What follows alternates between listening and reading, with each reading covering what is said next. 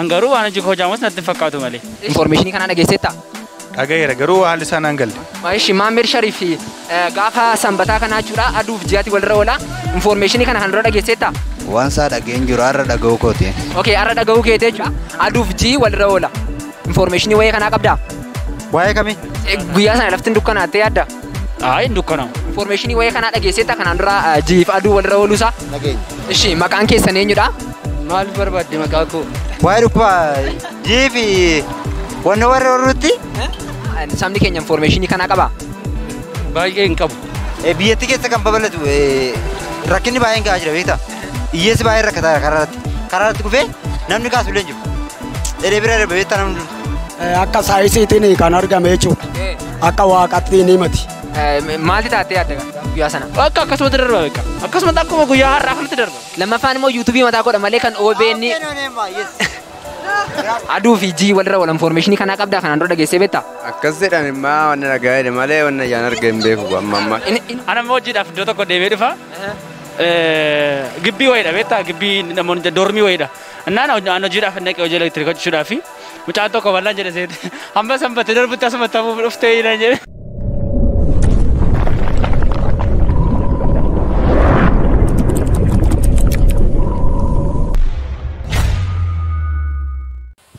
Egaan kabajamtoota daawwattoota koo guyyaa irraa kana immoo gadi baanee waa'ee Eclipse yookiin immoo aduu fi jiini walirra ooluu isaanii uummata gaafannaa ammam uummanni informationii waa'ee kana akka qabu waluma wajjin gaafannaa na hordofuu hin dagatinaan isiniin jedha. Kam nagaadhaa? Nagaa miti.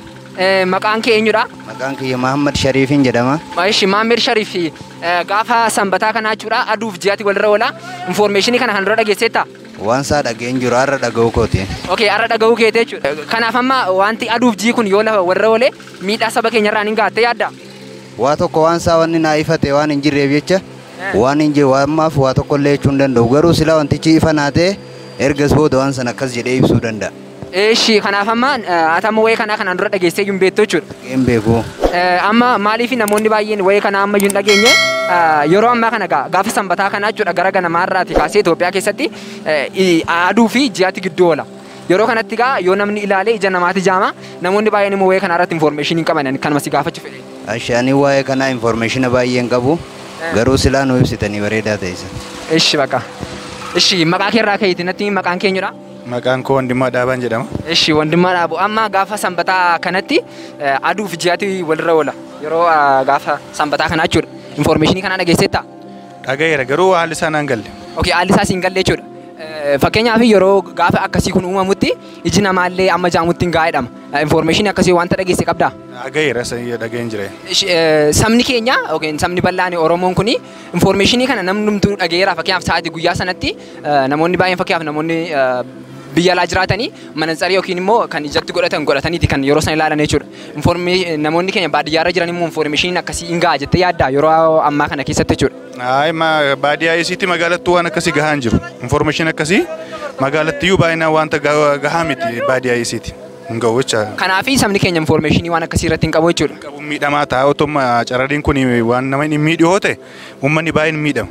Jechuun saayintistoonni kan isaan jedhanii guutummaa guutuutti amma ija namaa jaamsuuttidha. Torbee tokko booda erga kun ta'eeti booda torbeen tokko booda iji namaa hin jaamaa jedhama. Informationii kanaa namoonni baay'een hin qabanii fakkeenyaaf namoonni baadiyyaa keessa jiranii maalti ta'e taa diingatadhanii ilaaluu danda'u. Sa'aatii sanatti immoo iji isaanii hin jaamaa. Kanaaf amma maalti gaheen uummatarraa maalti eegama saba kana akka iji isaan miidhamnee fi maal yaaddati? Dursa gorsa gahaa kennuu qaba. Mootummaan haala kanatti xiyyeeffatee naannoon isoote gandi isoote buufata gandaa irratti wantoonni tokko tokko jiru mitiire uummataaf gorsa gahaa kennuu qabu dursa. Otoo wanti kun dee'in dursacha uummanni haala kanaan miidhamnaan baay'ee rakkisa. Nama tokko lama bichaa miti. Magaalas kan jiru baadiyyaas kan jiru uummanni miidhaa guddaatu irra gaha. Kanaafuu dursa gorsa gahaa saayintistoota ta'e beektonnis ta'e dursa kanatti haala gorsa gahaa kennuu qabu. Fakkeenyaaf amma ammaatti seenaa ta'e keessaatii bara 1999 namni guutummaa guutuutti iji isaa jaameera. Informationii akkasii kana utuu hin qabaatiin warra ta'edha jechuudha warri kun. Kanaaf saba keenya namni kallattii garaagaraatiin barsiisuu qabaa jettaa jechuudha karaa keenya. Akka kootti akkasii kallattii gorsa argataniin namoonni magaalaa jiraatan baadiyyaa jiraatan gorsa argatan gorsa warra hin dhageenyeef kennuutu barbaachisa dursa tokkoon hin ta'in dursa yoo otoo gorsan argatiin ta'e miidhaa guddaa ga'uu danda'a uummata irra jira. Atis kanaafi gahee kee baachuu sirra jiraachuu.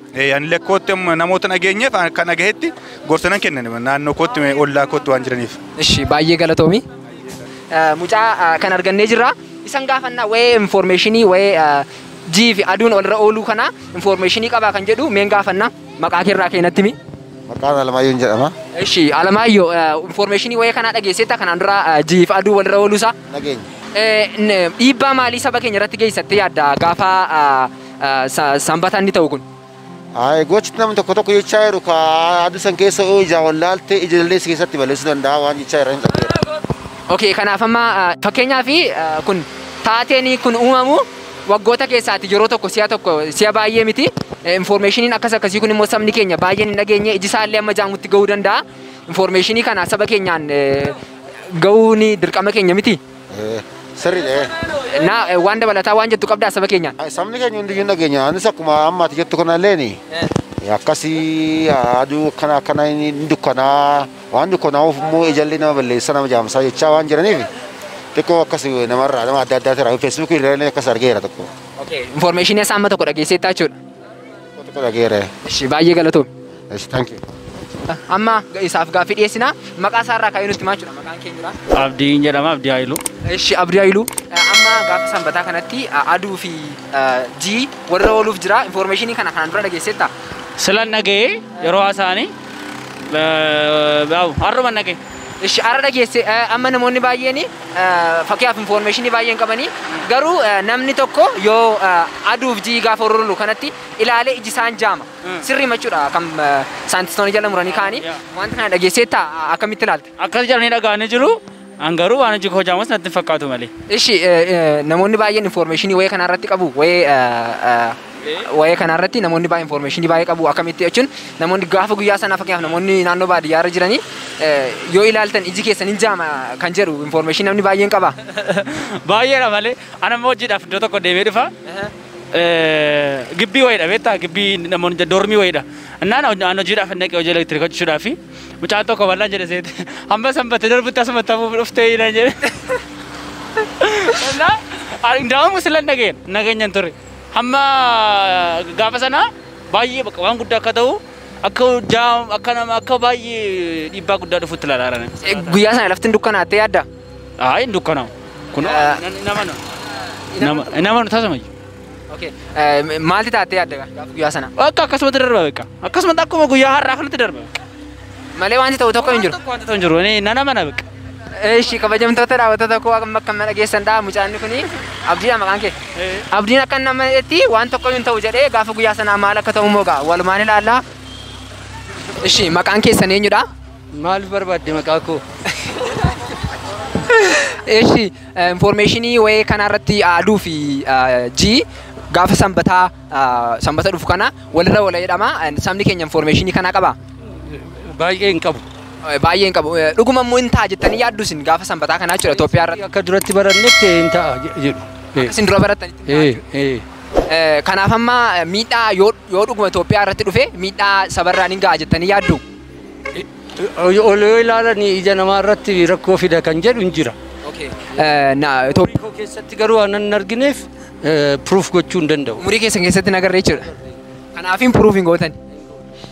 Kanaaf amma uummanni keenya informationii kanaa hin qaba jettanii yaaddu kan baadiyyaaf magaalarra jiru. Kan magaalaa ammi tokko qabaachuu danda'a kan baadiyyaa baay'ee akkanatti hin qabaata kan jedhu yaada hin qabu. Kanaaf uummanni hin qaba. Miidiyaan adda addaa sirriitti dabarsuutu irra jira.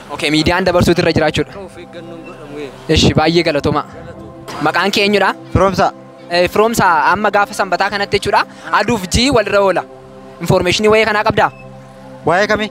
Waa'ee aduuf jiini walirra ooluusaa.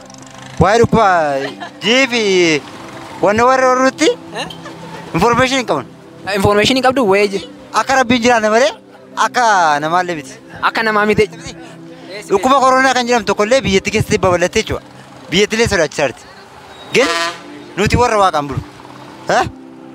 Nama warra abdatu hin taane warra waaqaan jiraatan jechuudha. Kanaaf amma yaadatti dabarfachuu barbaaddu jira waa'ee kanaan information jechuudha.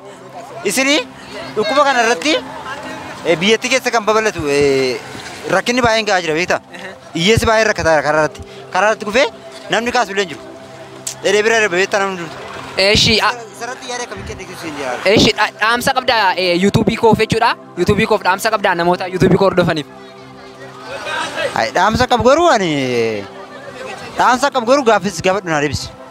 Maal na gaafatte? Si gaafadan ture? Dhukkubni koronaa biyyatti keessatti waan baay'atteef jechuudha. Fara akkamii falaa jirtu hiyyeessotaa fi maayinni karaarra kan kaasanii. Okay, ani amma qaama mootummaa miti qaama nama dhuunfaadha. Tokkoffaa jechuudha. Lammaffaan immoo yuutuubii mataa godha malee kan OBN.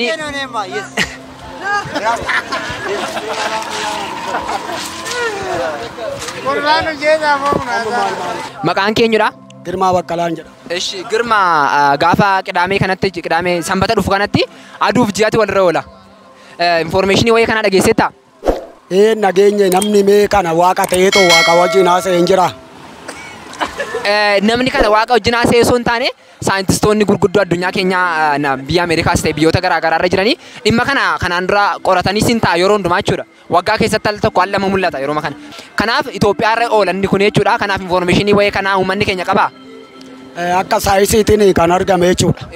Akka waaqatti ni miti. Akka waaqatti ni jechuu hin dandeenyu jechuun egaa namni qoratee bira ga'a malee waaqni wanta ofiisaatii uume namatti hin himne. Wanti tokko wanti qabatamaa ta'e haasa'amu tekkiliidhaan jechuudha. Wanta mul'ate tokko saayinsii jechuun namatu barreessa. Akka namni barreessu hin beekna. Wanta masaaf quddusii an jedhamellee namatu barreessaa qaalii waaqayyoo san qabateef. Kanaaf waan ta'eef wanti kun akkamitti dhugumaan gaafa isa yoo soba ta'e yoo. Gaafa soba ta'es dhugaa ta'es garuu gaafa sanbataa wajjirraan ilaalla. Garuu caalaatti uummanni keenya informationii kanaa qabaa siin jechuufi malee. Gaafa soba ta'e saayinsiin sobaadhaa jedhama jechuudha. Akkasii mitiiree gaafa san geenyeetti laallaa yoo dhugumaan saayinsiin dhugumaan akka waaqaatti hojjete gaafa san ilaallaa xumuree galatoomii. Baay'ee galatoomi. Ishi maqaan keenyudha? Kankoo Addisuu Malaakoodha. Addisuu gaafa sanbata dhuftu kana aduu fi jii walirra wal informationii kanaa qabdaa kanaan dura dhageessee beektaa? Akkas jedhan immoo wanni dhagaa'edha malee wanni ijaan arge hin beeku amma amma. Inuma dhageessee jechuudha. Malee informationii tokko hin qabdu. Hin qabu. Sabni keenya bal'aan dhaga'eera wayii kana gaafa sanatti illee yoo aduu ilaalanii iji namaan jaamadhama informationii isaa namni qabaa? Akkasuma haasaatuma hirummaa ji'a dabre akkas jechuu jammaranii hin cillimaa jechaa jiru. Halkaniif guyyaan tokko taa'edha. Halkaniif guyyaan tokko taa'edha. Gaafa yaadduu guyyaa guutuu lafti dukkana ta'a moo sa'aatii ta'e tokko duwwaafidha? Ani hin beeku warra waan isaa. Ati hin beektu? Baay'ee galatoomii. Kabajamtoota daawwattoota tokko kunoo guyyaa irraa kan akka argitanii uummata keessa deemnee gaggaafataa walii dhufnaa wayii kana informationii qabaachuuf dhiisuu isaanii jechuudha. Kaameraamaanii koo baay'een galateeffadhaa anaanee labataatiin baay'ee galatoomin jedhaanii egaan kabajamtoota daawwattoota koo isinis kallattii garaagaraatiin amma beektan uummata keessan barsiisaan isiniin jedhaa na hordofuu keessaniif baay'ee galatoomaa nagaatti.